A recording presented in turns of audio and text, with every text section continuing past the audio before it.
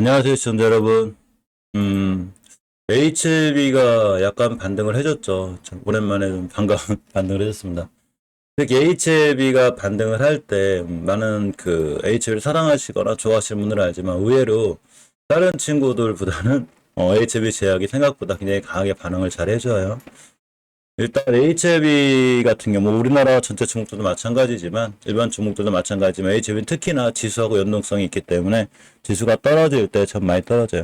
다행히 코닥 지수가 금요일 기준으로는 좀 올랐죠. 자, 지수 차트를 좀 보게 되면 주봉에서 5주선을 지켜주는 게 엄청 중요하거든요.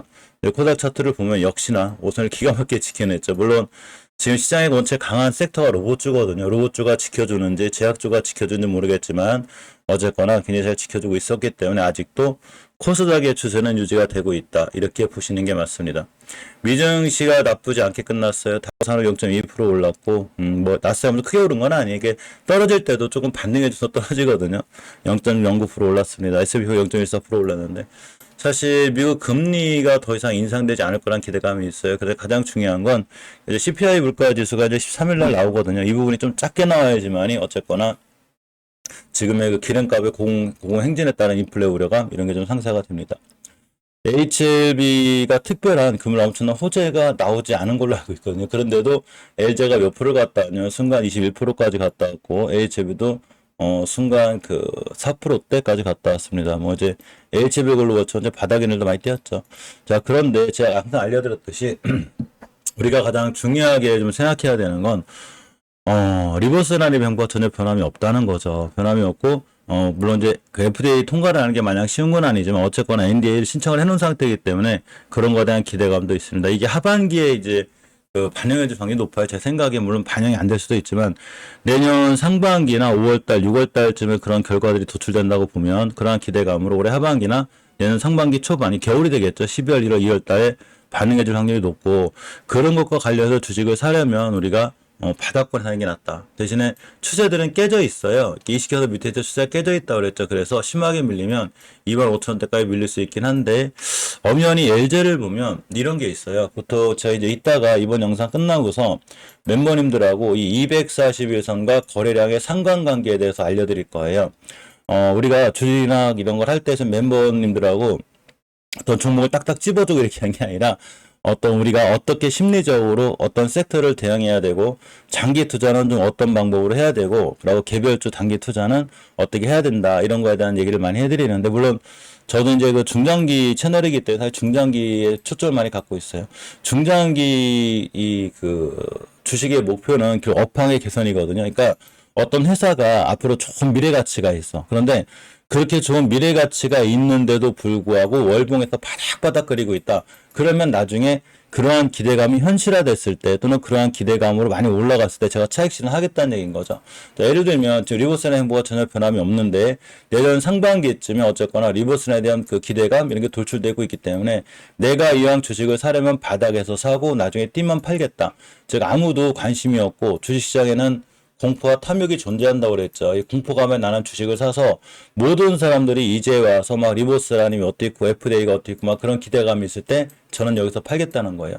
주식은 바닥에 싸게 사서 높게 파는 거죠. 이런 건 이제 중장기 종목이나 중장기 주식에 맞는 이런 방법인 거고 또 하나가 이제 개별주나 트레이딩에 있어서 굉장히 중요한 지표들이 몇 개가 있는데 우리가 240에서를 잘 볼 필요가 있어요. LG 같은 경우가 240을 못 들어줬거든요. 그런데 거래량이 들어왔죠. 이 꼬리가 중요한 게 아니에요. 이게 긴 꼬리, 이런 꼬리가 중요한 거라 색깔이 중요한 게 아니라 내동매매만 하지 않았다면 어차피 종가 근처는 중요한 매수 타임이 되죠. 물론 절대로 11,780원을 깨면 안 돼요. 아직도 240원 밑에 있기 때문인 거예요.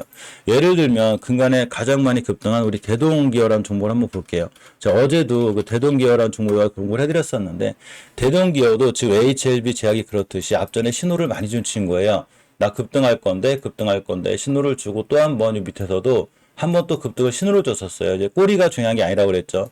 나 급등할 거야. 대신 조건이 하나가 있어요. 이렇게 5,030원을 깨면 안 돼요. 자, 그런데 이 친구가 여기서 급등했을 때 뭐가 필요하냐면 바로 거래량이 필요한 거예요. 그래서 엄청난 거래량이 아침부터 붙어서 들어왔거든요. 그 자리가 이럴 때 이렇게 막 엄청난 아침부터 이 앞에 있는 모든 물량을 다 잡는 거의 빵 터졌어요. 그러면 이런 공간에서는 두 번째 돌아 나갈 때는 굉장히 중요한 매수 타이밍이 돼요. 그러니까 조금만 참았더라면 이 수익을 다 누리는 거죠. 이게 쭉 날아갔어요. 그래서 제가 대동결을 잘 보라고 알려드리고 일반 영상 찍을 때 물론 멤버님들한테 당연히 공부할 때 알려드렸지만 제가 일반 영상에서 올려드렸습니다. 그 다음부터는 이제 200살 뚫어졌을 때는 241선만 깨지 않으면 돼요. 당연히 이번에 거래량 털 때 들어갈 때 매수. 그 다음부터는 241선이 올 때 대동결 설명할 때 올라갔다 떨어졌을 때 241선이 매수 타임을 알려드렸거든요. 물론 다음날 그냥 뛸 수도 있어요. 다음날 뛰었죠. 그런데 긴 꼬리를 달고서 240원 찍으러 오면 매수죠. 자, 보겠습니다. 딱 찍었죠. 그리고 다음날 상한가가 오고 또 날라갔죠. 이렇게. 그러니까 여기서 사신 분들의 수익률은 거의 60%가 나오게 되고 요때 음봉 한 방, 이 음봉 한 방이 240원을 깨지 않고 다음날도 깨는 칙하다 돌려놨죠. 그 다음날도 매수 타이밍이 돼요. 즉 240원을 잘 보고 있다는 것도 좀 길게 보실 분들은 요렇게 그 예전에 매물대까지만 깨지 않으면 되는데 깨지 않고 날라갔습니다. 물론 이 차트가 이렇다고 해서 HBA 쭉 제일 꼭 그런 건 아니지만 가만히 생각해 보면 월봉에서 바닥권에 있고 일봉에서도 당연히 금방 그 대동기어가 그랬듯이 대량 거래와 함께 꼬리가 들어왔다는 얘기죠. 물론 11,780원 깨면 소용이 없어요. 근데 저거만 깨지 않으면 이 친구는 다시 한번 음봉을 그리거나 또 옆으로 뺑글뺑글 천천히 간다면 이제 출발 신호탄이 되기 때문에 언젠가는 이 비상을 뚫어주게 되겠죠. 물론 뚫어주고 나갈 때 강한 거래량 붙어야 돼. 이때 거래량이 붙지 않으면 소용없어요. 거래량이 붙지 않으면서 11,780원 깨면 다시 바닥을 그리게 돼요. 그런데 다시 거래량이 붙으면서 이걸 돌파해주는 속도가 나오게 되면 매수. 그러니까 쭉 날아가면 단기 하시는 분들은 차익 실현하면 되지만 역시나 꼬리 달고 떨어졌을 때 그 다음부터 241선만 깨지 않으면 됩니다. 이 얘기는 뭔 얘기냐면 HLB가 됐든 L생이 됐든 전부 다 아직도 200살 밑에 있죠. 주가가 그만큼 싸다는 얘기인 거예요. 모든 사람들은 너무 좋은 종목을 주식이 비쌀 때 사려고 그래. 이럴 때. 그런데 이런 자리는 벌써 241선 위에서 굉장히 많이 올라간 친구들이죠. 그러니까 많이 올라갔으면 어떻게 되겠어요? 많이 떨어지겠죠. 그러니까 주식을 살 때는 바닥권에서 241선 밑에서 첫 번째 대량 거래가 터지고 올라간 종목들 중에 선택하시는 게 좋고 그러한 종목들이 아까 대동기어처럼 두 번째 기회를 주게 되는데 241선 밑을 이해를 다시 한번 찍고 나간 이 자리가 상당히 중요하다. 이거는 이제 예전에 알려드린 아지네스텍 같은 친구들도 마찬가지인데 제가 아지네스텍이 이게 HLB 제약처럼 HLB 제약이 이렇게 된 거죠 지금 240m 긴 꼴이 다른 거잖아요. 그래서 이때도 뭐라고 그랬냐면 아지네스텍을 잘 보고 계시라고 그랬어요. 그러면 이전 저점을 깨지 않는 8,100원을 깨지 않는 선상에서 거래량과 거래대금을 터지기 시작하면 나중에 이런 데도 가고 이런 데도 갑니다. 갔어요. 갔죠? 정확하죠? 이게 바로 출발 신호예요. 그러니까 LG가 진짜 출발 신호를 보여줬는지 안 보여줬는지 모르겠지만 이전 저점이 11,850원, 11,780원 여기만 깨지 않으면 지금 아지네스텍 했던 이 행동을 그대로 따라산다는 거죠. 자, 그럼 아지네스텍은 또 어디서 사야 돼요?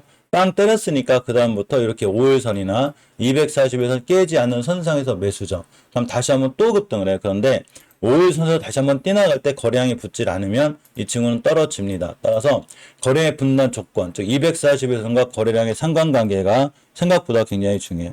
이번 영상 끝나고서 이제 9시에 멤버님들하고 그 240일선과 거래량의 상관관계에 대해서 조금 더 자세히 설명드리고 다양한 종목들, 다양한 예시를 통해서 우리가 왜 저러한 종목들을 관심 있게 잘 봐야 되고 나는 과연 장기 투자는 어떤 관점에서 봐야 되고 개별주 투자는 또 어떤 관점에서 봐야 되는지 내가 지금 주도주를 해야 되는데 이런 걸 어떻게 해야 되고 장기 투자는 과연 내가 어떤 믿음을 갖고 해야 되는데 대해서 자세하게 멤버님들하고 이따 9시쯤에 다시 만나서 깊게 얘기를 해보도록 하겠습니다. 자, 주말인데 일요일이죠. 너무 주식 고민하지 말고 책 같은 거 있는 게 꽤 좋더라고요. 영화관이라도 가고 책이라도 많이 보시고 하면 책은 사실은 많은 걸 우리한테 가르쳐주죠. 그래서 그런 부분들을 조금 명심하시고 휴스 같은 경우도 예전에 이제 바닥에서 알려드렸었는데 여기서 204선 뚫자마자 뚫었을 때 거래량이 없이 204선 깨면 소용이 없거든요. 근데 깨지 않으니까 쭉 올라갔죠. 이런 게 바로 240원의 위력이에요. 이런 지표들을 자세하게 한번 이따 공부해 볼게요. 매물은 이따 9시에 뵙고 오늘도 좋은 주말 보내시기 바랍니다. 고맙습니다.